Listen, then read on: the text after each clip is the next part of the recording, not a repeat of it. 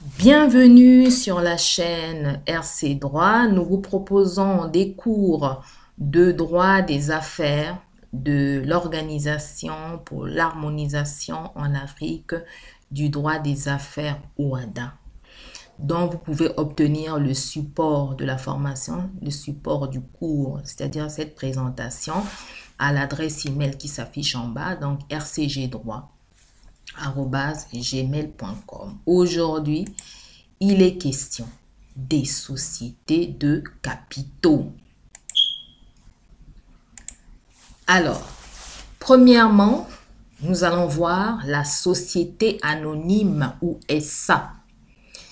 La société anonyme, nous dirons SA, pour aller plus vite, est une société dans laquelle les actionnaires ne sont responsables des dettes sociales qu'à concurrence de leurs apports ou de leurs droits représentés par des actions, ce qui relève de l'article 385 de l'acte uniforme. La SA peut ne comprendre qu'un seul actionnaire. La SA a une dénomination sociale immédiatement précédée ou suivie des mots suivants: société anonyme ou en sigle SA et du mode d'administration. Le capital social minimum de la SA est fixé à 10 millions de francs CFA.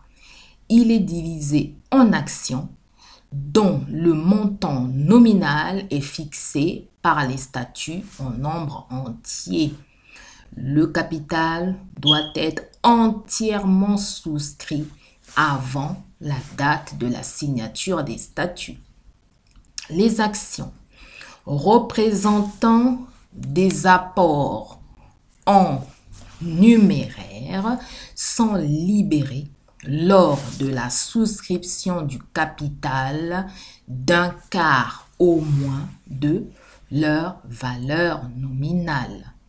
La libération du surplus intervient dans un délai qui ne peut excéder 3 ans à compter de l'immatriculation de la société au registre du commerce et du crédit mobilier RCCM, selon les modalités définies par les statuts ou par une décision du conseil d'administration ou de l'administrateur général. Les apports des actionnaires sont constatés par des bulletins déposés chez un notaire, dans une banque ou un établissement de microfinance. Le dépôt des fonds doit être fait dans un délai de 5 jours à compter de leur réception par déclaration notariée. Alors, le dépôt des fonds doit être fait dans un délai de 8 jours. C'est plus large, à compter de leur réception par déclaration notariée. Le retrait des fonds provenant des souscriptions en numéraire ne peut s'effectuer qu'après l'immatriculation au RCCM. Les apports en nature ou les avantages particuliers doivent être évalués par un commissaire aux apports. Les actions ne peuvent représenter les apports en industrie. Concernant l'Assemblée générale constitutive, elle est convoquée à la diligence des fondateurs après l'établissement de la déclaration notariée de souscription et de versement des fonds 15 jours au moins avant la date de la réunion. Elle ne peut valablement délibérer que si les souscripteurs présents ou représentés possède au moins la moitié des actions.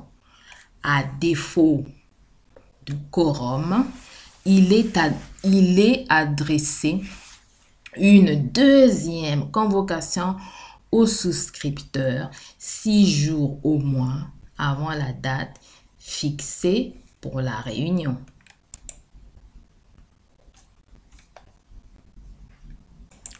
Alors, concernant l'administration et la direction de la société anonyme, elles sont de deux types. La société anonyme avec conseil d'administration et la société anonyme avec administrateur général.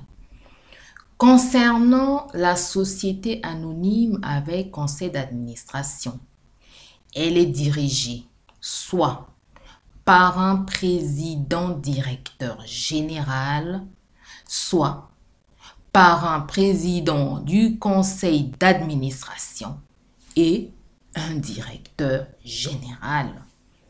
Concernant le conseil d'administration ou CA, il est constitué de 3 membres au moins et de 12 membres au plus, actionnaires ou non, dans la limite du tiers des membres. Les premiers administrateurs sont désignés par les statuts ou par l'Assemblée générale constitutive et au plus tard par l'Assemblée générale ordinaire ou extraordinaire en cas de fusion.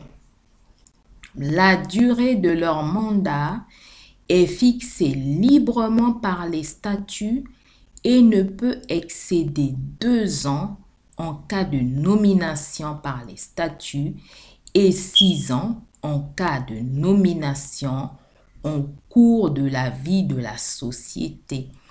Ils sont rééligibles sauf clause contraire des statuts. La désignation des administrateurs est publiée au RCCM. L'Assemblée générale ordinaire peut allouer aux administrateurs à titre d'indemnité de fonction une somme fixe annuelle. Les administrateurs peuvent être révoqués à tout moment par l'Assemblée générale ordinaire. La révocation ou la démission d'un administrateur doit être publiée au RCCM. Alors, quelles sont les missions du conseil d'administration? Le conseil d'administration détermine les orientations de l'activité de la société et veille à leur mise en œuvre dans la limite de l'objet social et sous réserve des pouvoirs expressément attribués aux assemblées d'actionnaires. Il se saisit de toute question intéressant la bonne marche de la société et règle par ses délibérations les affaires qui la concernent. Il procède au contrôle et vérification qu'il juge opportun. Le président du conseil d'administration est tenu de communiquer à chaque administrateur tous les documents et informations nécessaires à l'accomplissement de sa mission.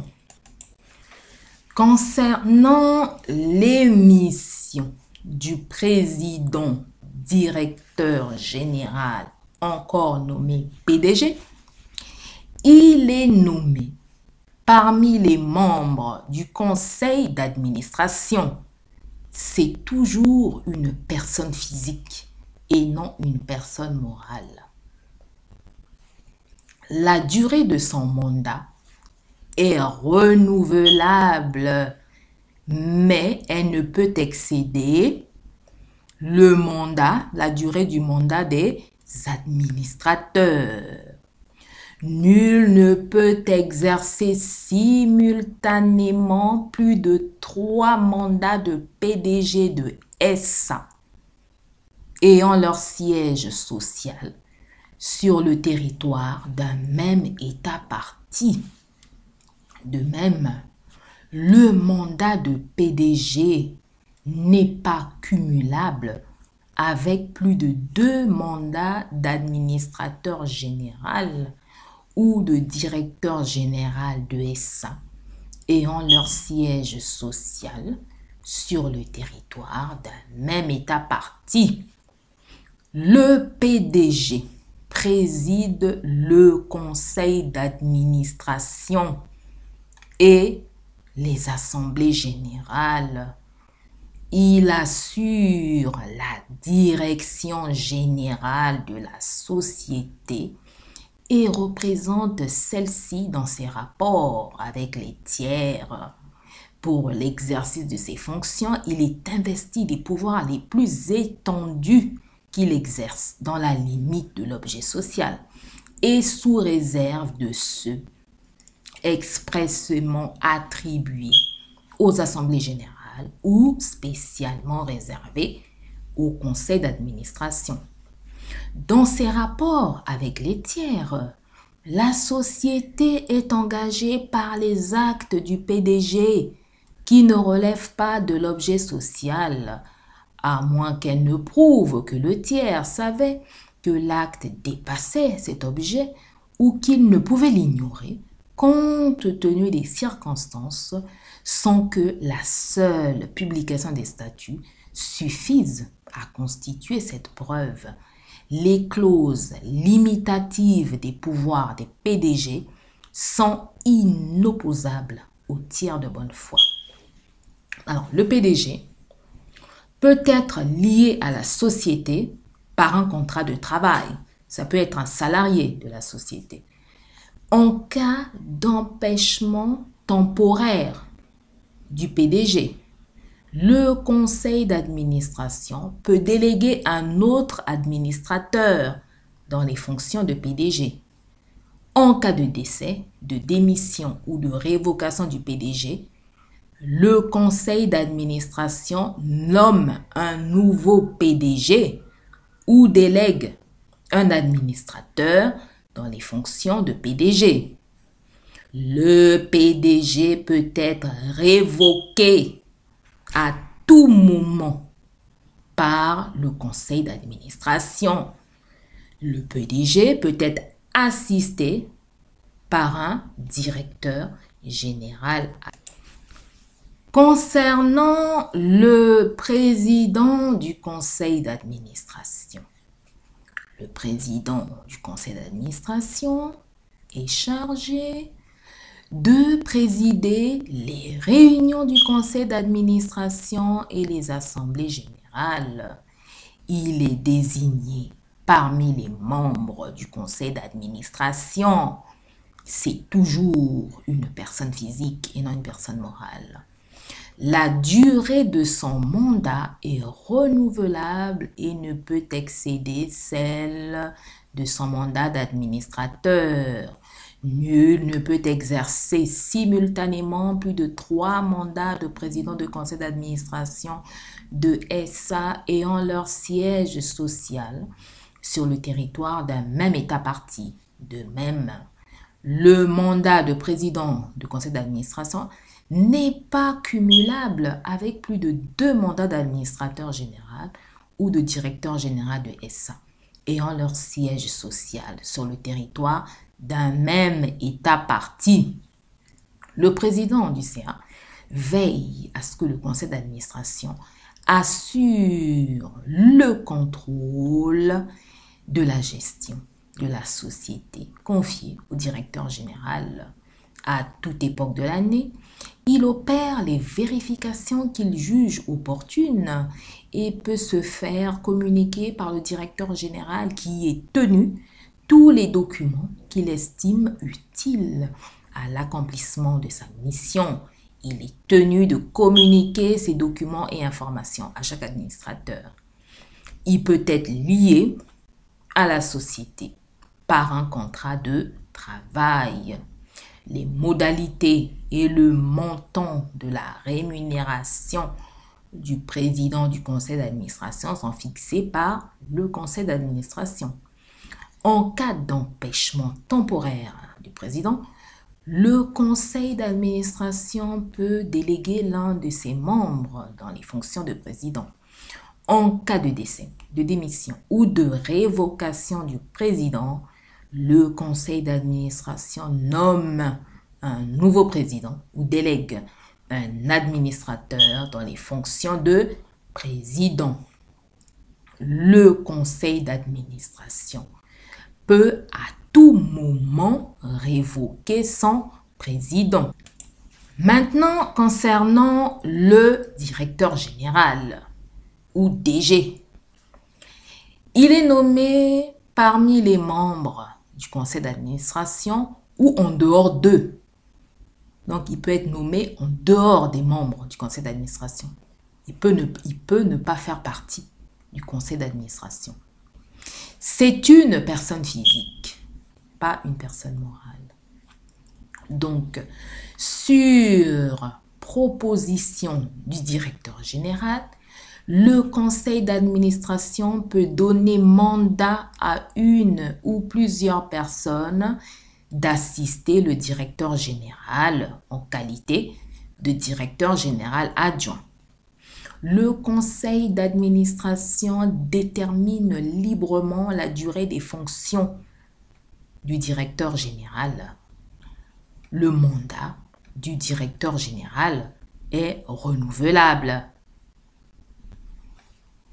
Le directeur général assure la direction générale de la société et la représente dans les relations avec les tiers.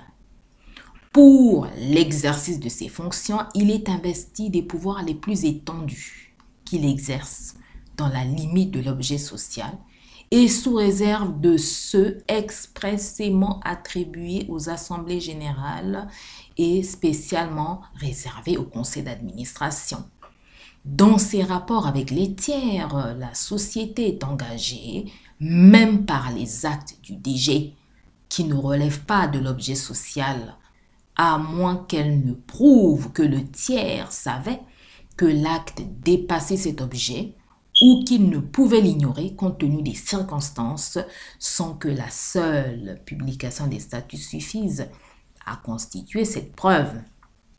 Les clauses limitatives de responsabilité sont inopposables aux tiers de bonne foi. Le DG peut être lié à la société par un contrat de travail. Les modalités et le montant de la rémunération du DG sont fixés par le conseil d'administration. En cas d'empêchement temporaire ou définitif du DG, le conseil d'administration pourvoit à son remplacement immédiat en nommant un nouveau DG. Le DG peut être révoqué à tout moment. Si c'est sans juste motif, une allocation de dommages et intérêts peut être faite au DG. Sauf en cas de décès, de démission, de révocation, les fonctions du DG prennent normalement fin à l'arrivée du terme de son mandat. Maintenant, la société anonyme avec administrateur général. Les sociétés anonymes qui comprennent un nombre d'actionnaires égal ou inférieur à 3 ont la faculté de ne pas constituer de conseil d'administration et peuvent désigner un administrateur général qui assume sous sa responsabilité les fonctions d'administration et de direction de la société.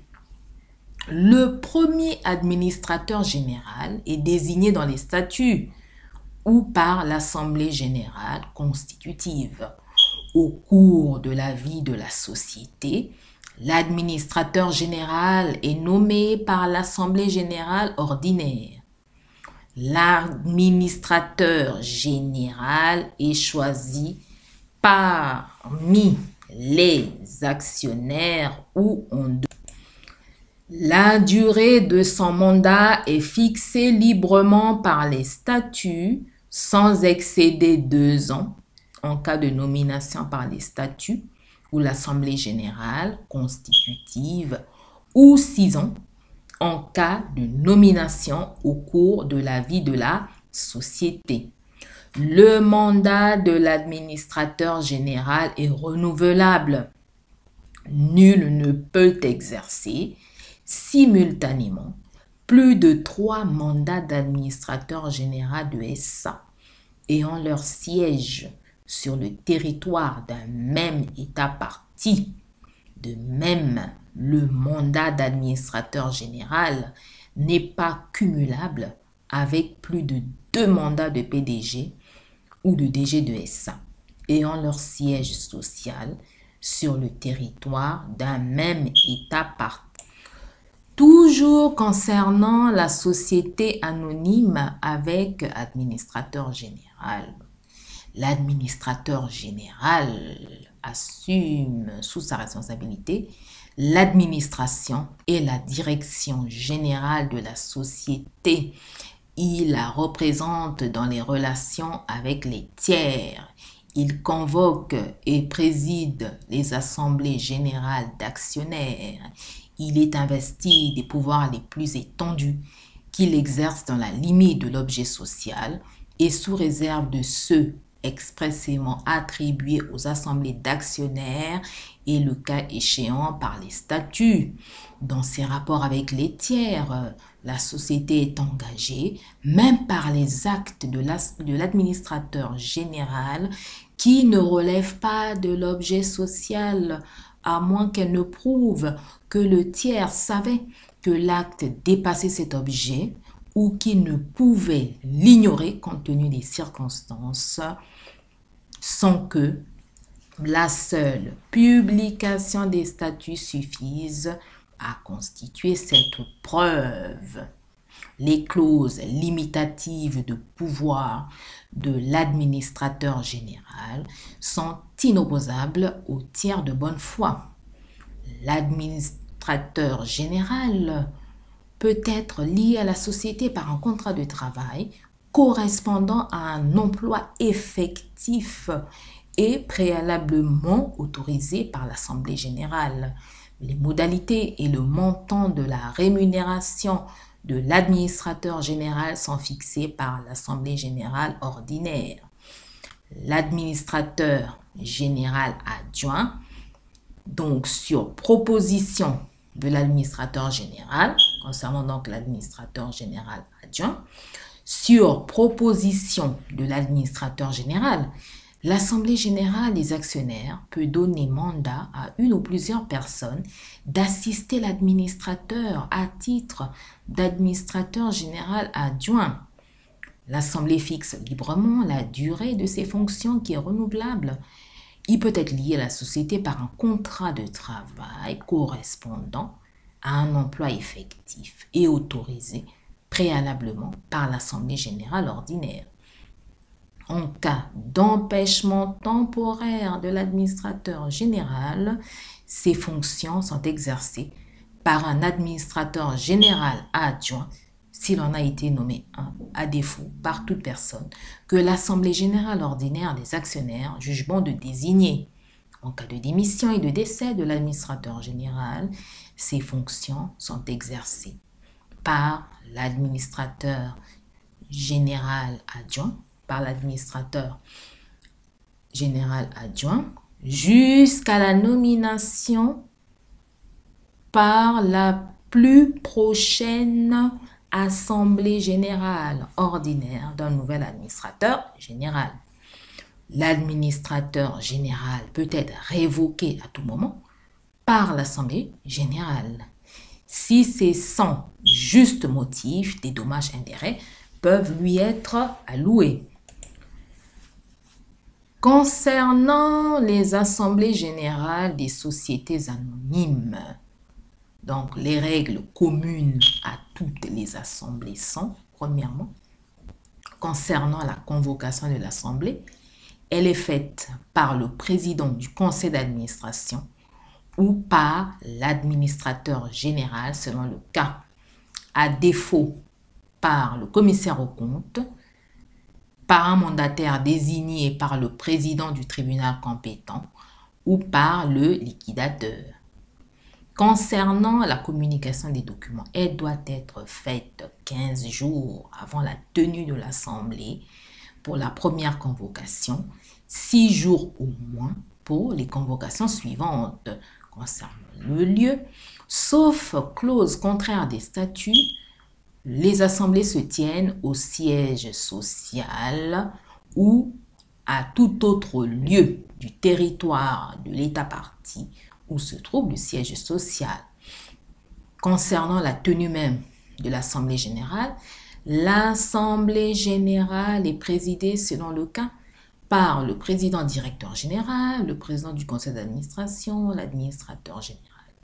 En cas d'empêchement de ceux-ci, et sauf disposition statutaire contraire, par l'associé ayant ou représentant le plus grand nombre d'actions ou en cas d'égalité par le doyen en âge. Concernant la représentation des actionnaires et le droit de vote, tout actionnaire peut se faire représenter par un mandataire de son choix et recevoir les pouvoirs émis par d'autres actionnaires en vue d'être représenté à une assemblée dans la limite des dispositions statutaires et légales fixant le nombre de voix dont peut disposer une même personne, tant en son nom personnel que comme mandataire. Toujours concernant les assemblées générales des sociétés anonymes, concernant les assemblées cette fois-ci générales ordinaires, elle statue sur les états financiers de synthèse de l'exercice. Elle décide de l'affectation du résultat, nomme les membres du conseil d'administration ou l'administrateur général et le cas échéant, l'administrateur général adjoint, ainsi que le commissaire aux comptes. Elles approuvent ou refusent d'approuver les conventions conclues entre les dirigeants sociaux et la société. Elles émettent des obligations et approuvent le rapport du commissaire aux comptes. Elles se réunissent au moins une fois par an dans les 6 mois de la clôture de l'exercice. L'Assemblée générale ordinaire ne délibère valablement sur première convocation que si les actionnaires présents ou représentés possèdent au moins le quart des actions et ont le droit de vote.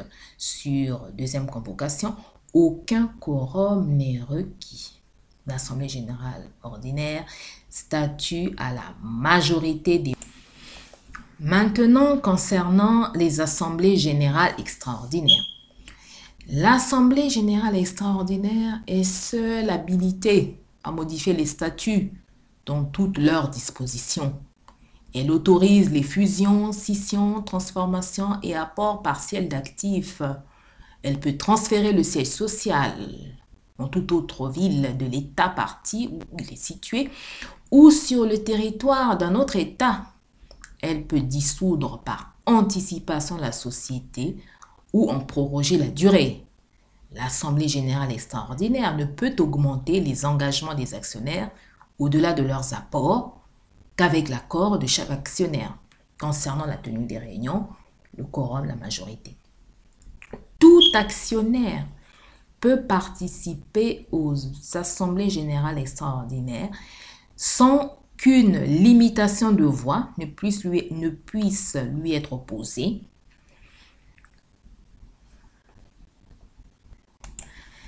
L'AGE ne délibère valablement que si les actionnaires présents ou représentés possèdent au moins la moitié des actions sur première convocation.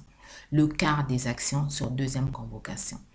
Lorsque le quorum n'est pas atteint, l'Assemblée peut être une troisième fois convoquée dans un délai qui ne peut excéder 2 mois, à compter de la date fixée par la deuxième convocation, le quorum étant fixé au quart des actions. L'AGE statue à la majorité des 2/3 des voix exprimées. Dans le cas de transfert du siège social sur le territoire d'un autre État partie de l'OHADA, la décision est prise à l'unanimité des membres présents ou représentés. Alors, il existe aussi des assemblées générales spéciales. Donc, elles réunissent les titulaires d'actions d'une catégorie déterminée. L'Assemblée spéciale approuve ou désapprouve les décisions des assemblées générales lorsque ces décisions modifient les droits de ses membres. La décision d'une assemblée générale de modifier les droits relatifs à une catégorie d'action n'est définitive qu'après approbation par l'Assemblée spéciale des actionnaires de cette catégorie. Maintenant, concernant le quorum et le droit de vote. L'Assemblée générale spéciale ne délibère valablement que si les actionnaires présents ou représentés possèdent au moins la moitié des actions sur première convocation, le quart des actions sur deuxième convocation. À défaut de ce dernier quorum, l'Assemblée doit se tenir dans un délai de 2 mois à compter de la date fixée pour la deuxième convocation. Le quorum reste fixé au quart des actionnaires présents ou représentés, possédant au moins le quart des actions. L'Assemblée générale spéciale statue à la majorité des 2/3 des voix exprimées. Concernant le cas de la société anonyme unipersonnelle, lorsque la société ne comprend qu'un seul actionnaire, les décisions sont prises en assemblée, qu'il s'agisse des décisions relevant de l'Assemblée générale extraordinaire ou de l'Assemblée générale ordinaire par l'associé unique. L'associé unique prend les décisions relevant de l'Assemblée générale ordinaire annuelle dans les 6 mois qui suivent la clôture de l'exercice au vu des rapports de l'administrateur général et du commissaire aux comptes qui assistent aux assemblées générales. Les décisions prises par l'actionnaire unique revêtent la forme de procès-verbaux versés aux archives de la société. Toutes les décisions prises par l'actionnaire unique et qui donneraient lieu à publicité légale, si elles étaient prises par une assemblée, doivent être publiées dans les mêmes formes. Concernant les droits attachés aux actions, concernant le droit de vote, à chaque action est attaché un droit de vote proportionnel à la quotité du capital qu'elle représente et chaque action donne droit à une voix au moins. Concernant le droit aux dividendes, à chaque action est attaché un droit aux dividendes proportionnel à la quotité du capital qu'il représente. Les dates de paiement des intérêts, dividendes ou autres produits périodiques revenant aux actions pour un exercice social déterminé sont fixés par l'Assemblée générale ou à défaut par le conseil d'administration ou l'administrateur général. Les actions ne sont négociables qu'après l'immatriculation de la société au registre du commerce et du crédit mobilier. Les actions de numéraire, c'est-à-dire en argent, ne sont négociables qu'après avoir été entièrement libérées, c'est-à-dire payées, versées. Les actions sont en principe librement transmissibles, sauf clause d'inaliénabilité. Concernant le contrôle des sociétés anonymes, Les sociétés anonymes ne faisant pas appel public à l'épargne doivent désigner un commissaire aux comptes et un suppléant. Celles faisant appel public à l'épargne doivent désigner au moins 2 commissaires aux comptes et 2 suppléants. Le premier commissaire aux comptes et son suppléant sont nommés dans les statuts ou par l'Assemblée générale constitutive pour 2 exercices sociaux ou au cours de la vie de la société par l'Assemblée générale ordinaire pour 6 ans. Le commissaire aux comptes émet une opinion indiquant que les états financiers de synthèse sont réguliers et sincères et donnent une image fidèle du résultat des opérations de l'exercice écoulé ainsi que la situation financière et du patrimoine de la société à la fin de l'exercice. Le commissaire aux comptes a pour mission permanente, à l'exclusion de toute immixtion dans la gestion de la société, de vérifier les valeurs et les documents comptables de la société et de contrôler la conformité de sa comptabilité avec les règles en vigueur. Il adresse un rapport au président du conseil d'administration et à l'administrateur général avant la réunion du conseil d'administration ou de la décision de l'administrateur général qui arrête les comptes de l'entreprise. Le commissaire aux comptes assiste obligatoirement à toutes les assemblées d'actionnaires. Il assiste obligatoirement aux réunions du conseil d'administration ou de l'administrateur général qui arrête les comptes de l'exercice et à toute réunion du conseil d'administration ou de l'administrateur général intéressant sa mission. Les honoraires, les frais de déplacement et de séjour du commissaire aux comptes dans l'exercice de sa mission sont à la charge de la société. Qu'en est-il de la dissolution de la SA? La SA est dissoute lorsque interviennent les causes communes de dissolution de toutes les sociétés commerciales et les causes propres aux SA. Concernant la dissolution anticipée de la société, elle peut intervenir par l'expiration du temps pour lequel elle a été constituée, la réalisation ou l'extinction de son objet, l'annulation du contrat de société, la décision des associés aux conditions prévues pour modifier les statuts par l'Assemblée générale extraordinaire. La dissolution anticipée peut être prononcée par la juridiction compétente à la demande d'un associé pour juste motif, notamment en cas d'inexécution de ses obligations par un associé ou mésentente entre associés empêchant le fonctionnement normal de la société. L'effet d'un jugement aussi, la SA peut être dissoute par l'effet d'un jugement ordonnant la liquidation des biens de la société ou pour toute autre cause prévue par les statuts. La SA est également dissoute en cas de perte partielle d'actifs. Alors, les effets de la dissolution. Alors, la dissolution n'a d'effet à l'égard des tiers qu'à compter de sa publication au RCCM. La dissolution de la société pluripersonnelle entraîne de plein droit sa mise en liquidation. La dissolution est publiée par un avis dans un journal habilité et par inscription au RCCM. Maintenant, en matière de responsabilité civile, la responsabilité civile des fondateurs et des administrateurs peut être engagée en cas de manquement au statut et aux règles légales que nous venons de mentionner. Alors, la responsabilité maintenant des administrateurs, on a vu qu'ils sont responsables individuellement ou solidairement envers la société ou envers les tiers. D'accord?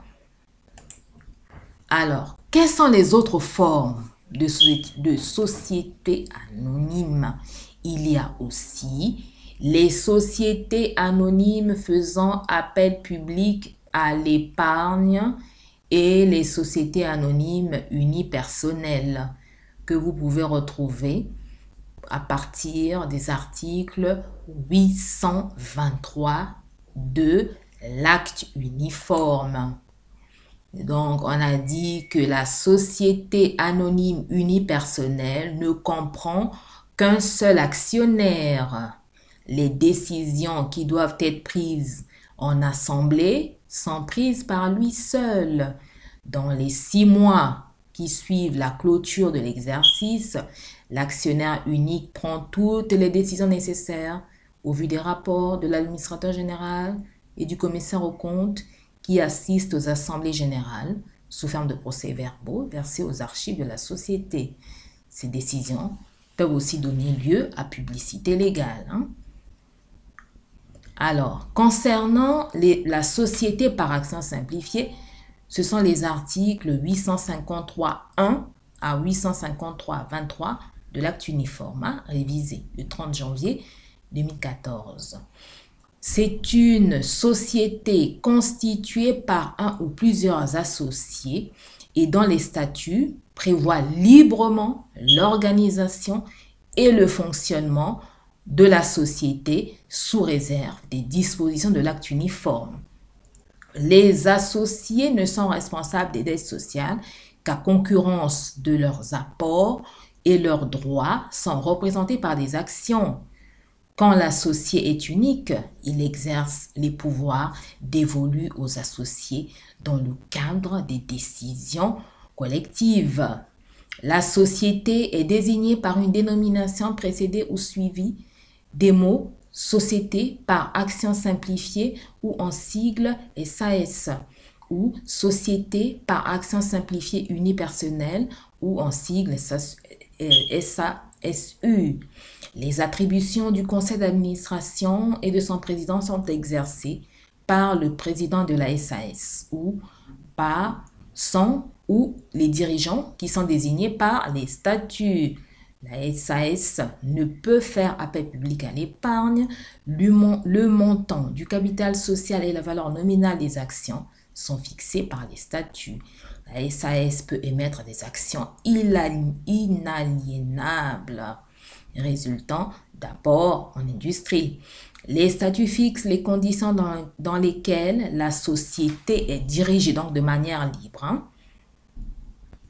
Alors, la société est représentée à l'égard des tiers par un président désigné par les statuts, investi des pouvoirs les plus étendus pour agir en toutes circonstances au nom de la société dans la limite de l'objet social.